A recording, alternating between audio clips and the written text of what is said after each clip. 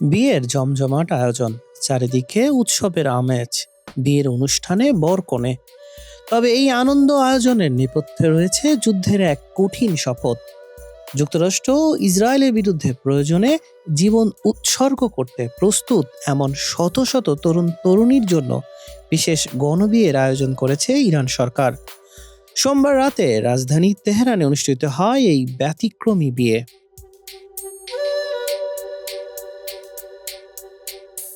যুদ্ধ আর উৎসবের এক অভূতপূর্ণ মেলবন্ধন দেখল ইরানের রাজধানী তেহরান।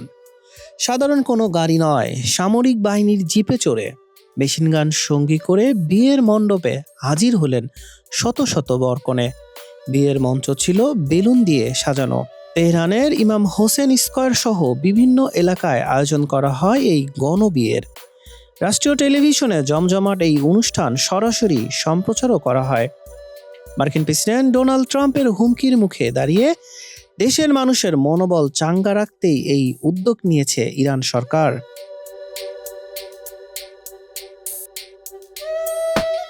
ইরানি গণমাধ্যম জানায়, সরকারের এই বিশেষ কর্মসূচির নাম দেওয়া হয়েছে জানফাদা, যার অর্থ আত্মোৎসর্গ। এই কর্মসূচিতে যোগ দেওয়া ইরানিরা যুদ্ধে নিজেদের জীবন উৎসর্গ করতে প্রস্তুত।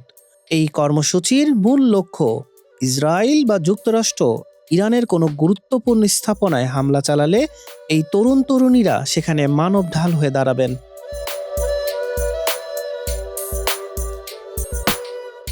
প্রশাসন জানিয়েছে, লাখ লাখ মানুষ এই কর্মসূচিতে সামিল হয়েছেন। দেশটির প্রেসিডেন্ট মাসুদ পেজশকিয়ান এবং পার্লামেন্ট স্পিকার মোহাম্মদ বাগের গালিবাকও রয়েছেন এই তালিকায়। যুদ্ধ অবস্থার মধ্যেও জীবনের স্বাভাবিক গতি আর দেশের প্রতি ভালোবাসা ফুটিয়ে তুলতেই এই আয়োজন বলে জানান নব দম্পতিরা। হাসান শাহরিয়ার, মানব কণ্ঠ।